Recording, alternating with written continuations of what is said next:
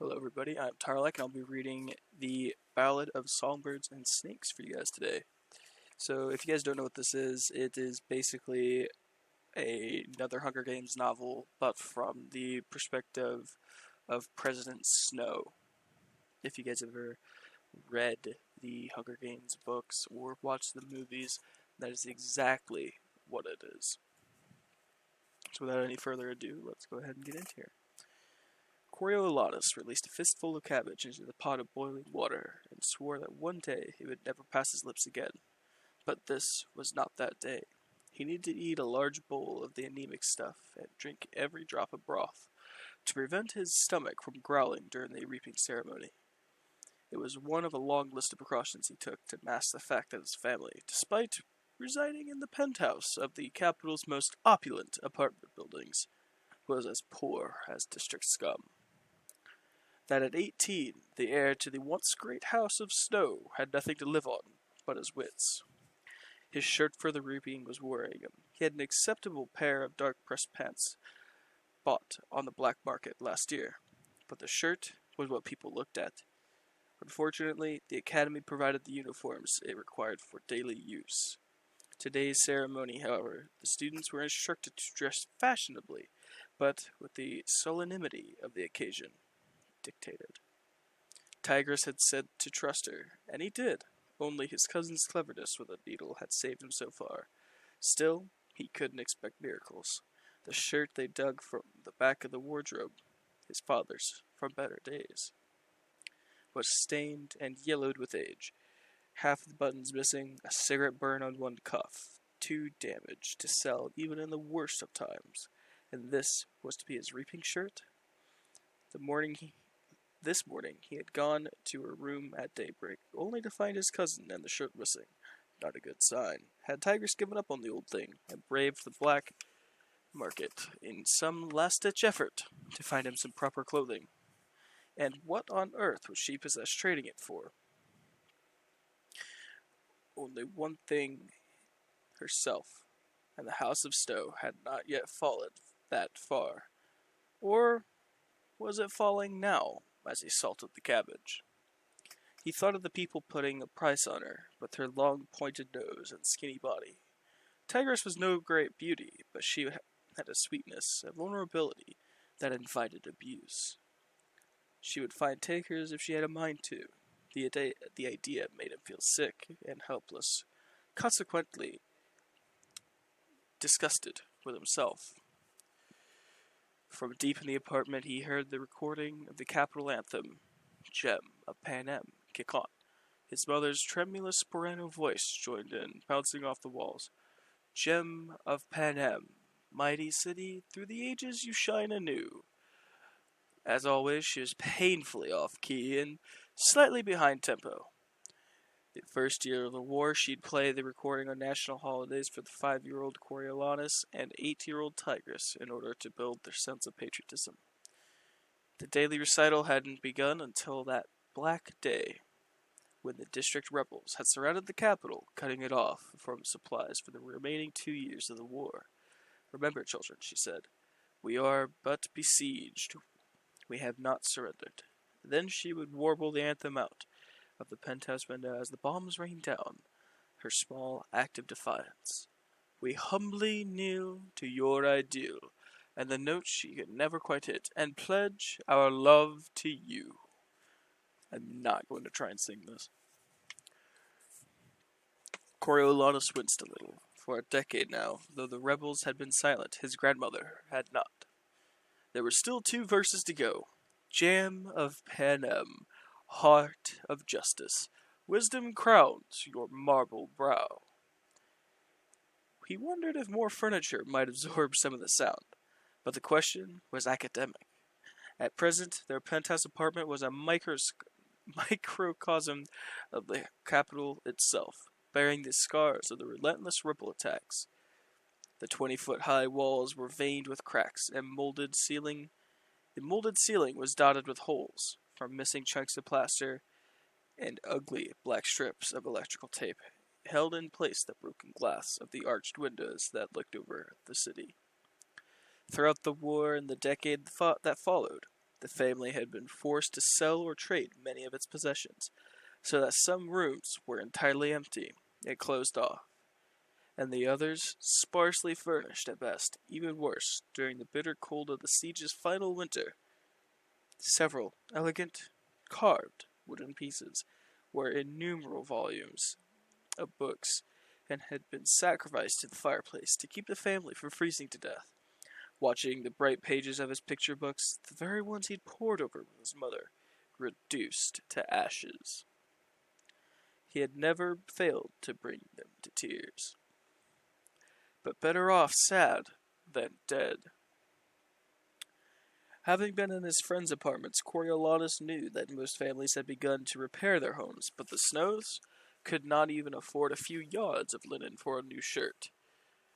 He had thought of his classmates rifling through their closets or slipping into their newly tailored suits, and wondered just how long he could keep up appearances.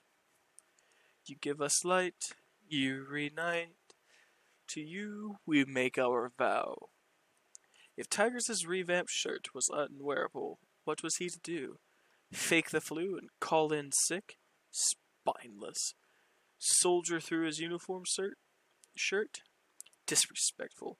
Squeeze into the red button-down that he had now outgrown 2 years ago? Poor. Acceptable option?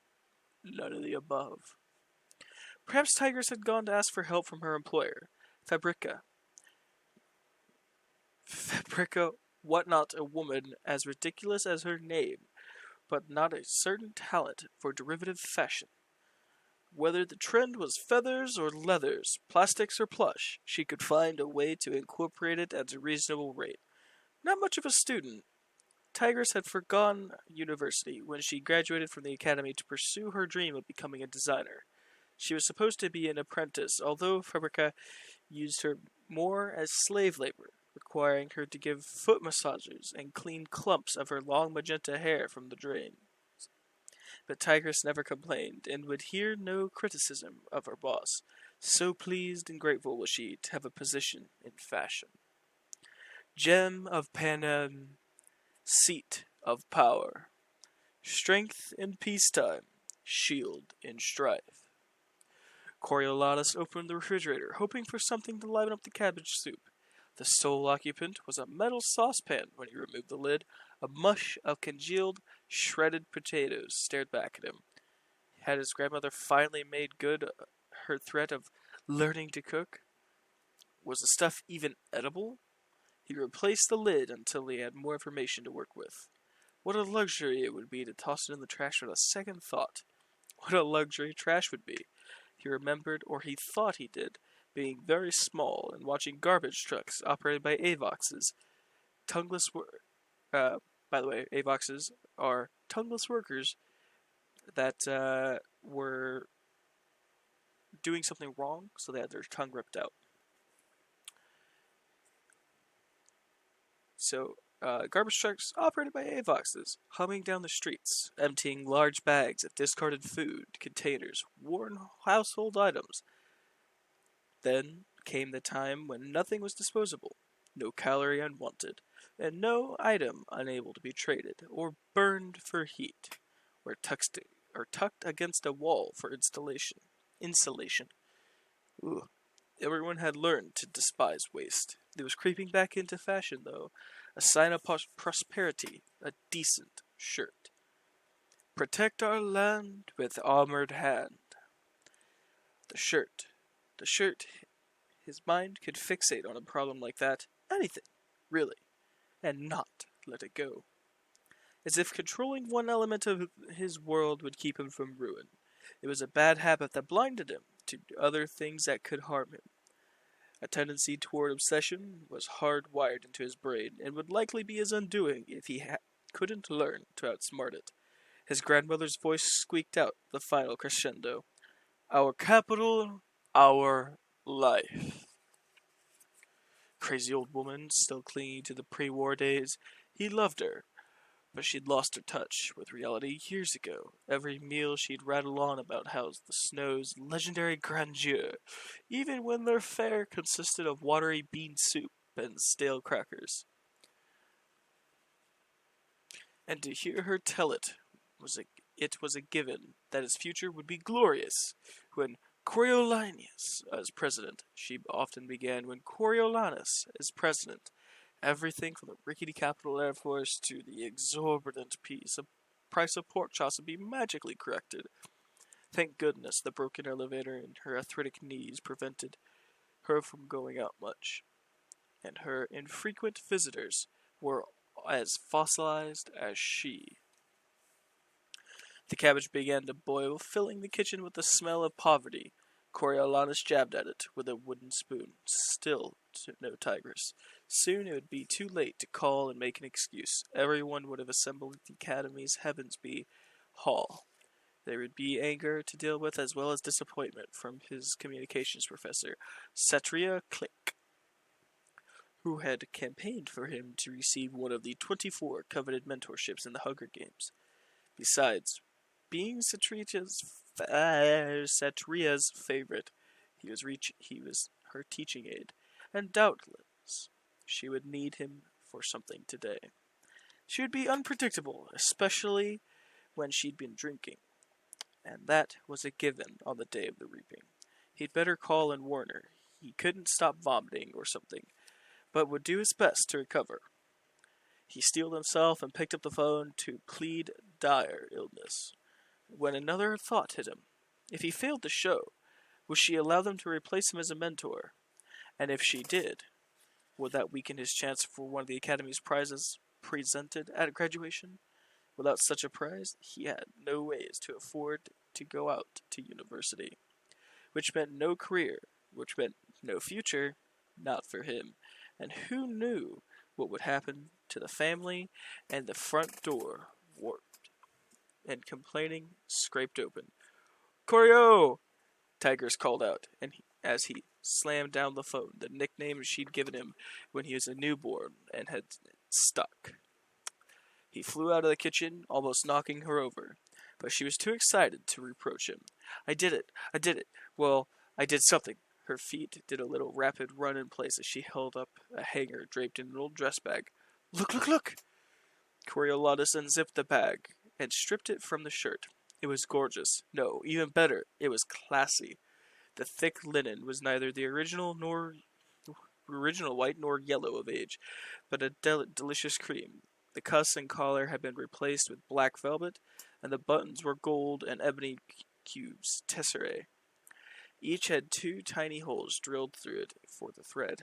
"You're brilliant," he said honestly, "and the best cousin ever." Careful to hold the shirt out of harm's way, he hugged her with his free arm. Snow lands on top. Snow lands on top, Tigers crowed. Crowed. It was the saying that had gotten him through the war, when it was a constant struggle not to be ground into the earth. "Tell me everything," he said, knowing she would want to. She'd love to talk clothes. Tigers threw up her hands and gave a breathy laugh. "Where to begin?" She began with the bleach. Tigers had suggested the white curtains in Fabrica's bedroom looked dingy, and while soaking them in bleach water, had slipped in the shirt. It had responded beautifully, and no amount of soaking could entirely erase the stains, so she boiled the shirt with dead marigolds she'd found in the bin outside Fabrica's neighbors, and the blossoms had dyed the linen just enough to conceal the stains. The velvet for the cuffs was from a large drawstring pouch that had held some now meaningless plaque of their grandfathers. The tesserae she had pried from the interior of a cabinet in the maid's bathroom. She'd gotten the building maintenance man to drill the holes in exchange for mending his coveralls. "Was that this morning?" he asked. "Oh, no, yesterday. Sunday, this morning. Did you find my potatoes?" He followed her into the kitchen where she opened the refrigerator and pulled out the pan. "I was up until all hours making starch from them. Then I ran down to the Doolittle's so I could have a proper iron. Saved these for the soup." Tigress upended the mess into the boiling cabbage and stirred it around. He noticed the lilac circles under her gold and brown eyes, and couldn't help feeling a pang of guilt. "When was the last time you slept?" he asked. "Oh, I'm fine. I ate the potato skins. They say that's where the vitamins are anyway. And today's the reaping, so practically a holiday," she said cheerfully. "Not at Fabrica's," he said. Not anywhere, really. Reaping day was a terrible day in the districts, but not much of a celebration in the capital either. Like him, most people took no pleasure in remembering the war. Tigress would spend the day waiting hand and foot on her employer and her motley crew of guests while they exchanged morose tales of the deprivation they experienced during the siege and drank themselves senseless. Tomorrow, nursing them through the hangovers would be worse. Stop worrying. Here, you better hurry up and eat. Tigress ladled some soup into a bowl and set it on the table. Coriolanus glanced at the clock and gulped down the soup without caring that it burned his mouth, and ran to his room with the shirt. He had already showered and shaved, and his fair skin was thankfully blemish-free today. The school-issued underwear and black socks were fine. He pulled on the dress pants, which were more than acceptable, crammed his feet into a pair of lace leather boots. They were too small, but he could bear it. Then he pulled the shirt on gingerly, tucked in the tails, and turned to the mirror. He was not as tall as he should have been, as for so has many of his generation. A poor diet had likely compromised his growth. But he was athletically trim, with an excellent posture, and the shirt emphasized the finer points of his physique. Not since he was little, when his grandmother would parade him through the streets in a purple velvet suit, had he looked so regal. He smoothed the back of his blonde curls. He smoothed back his blonde curls as he mockingly whispered to his image, Coriolanus Snow, future president of Panem, I salute you. For Tigress's sake, he made a grand entrance into the living room, extending his arms and turning in a full circle to show off the shirt. She squealed in delight and applauded. You look amazing! So handsome and fashionable. Come on. Come see Grandma, ma'am. It was another nickname coined by the little tigress who'd found Grandma, and certainly Nana, insufficient for someone who's so imperial. Their grandmother appeared, a fresh-cut red rose cupped lovingly in her tremorous hands. She wore a long, black, flowing tunic, the kind so popular before the war and so outdated as to be laughable now, and a pair of embroidered slippers with curled toes that had once been part of a costume. Strands of her thin, white hair poked from the bottom of a rusty velvet turban. This was the tail end of the once lavish wardrobe. Her few decent items were saved for company or the rare foray to the city. Here, boy, put this on, fresh from my roof garden, she ordered. She reached for the rose, but a thorn pierced his palm in the shaky exchange. Blood welled from the wound as he held his hand out to keep it from staining his precious shirt. His grandmother seemed perplexed.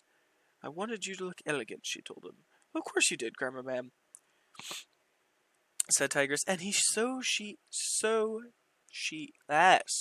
he shall. As she led Coriolanus into the kitchen, she reminded himself that self-control was an essential skill, and he should be grateful his grandmother provided daily opportunities to practice it.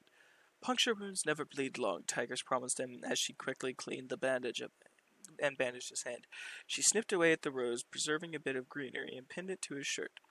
It does look elegant, you know what her roses mean to her. Thank her. So he did. He thanked them both and sped out the door, down the 12 ornate flights of stairs, through the lobby, and out into the Capitol. Alright, thank you. I think that's a pretty good stopping point. Thank you guys for listening in, I guess I should say. Typically I don't read out loud, so I stutter more when I read out loud. But I feel like this was a pretty good recording.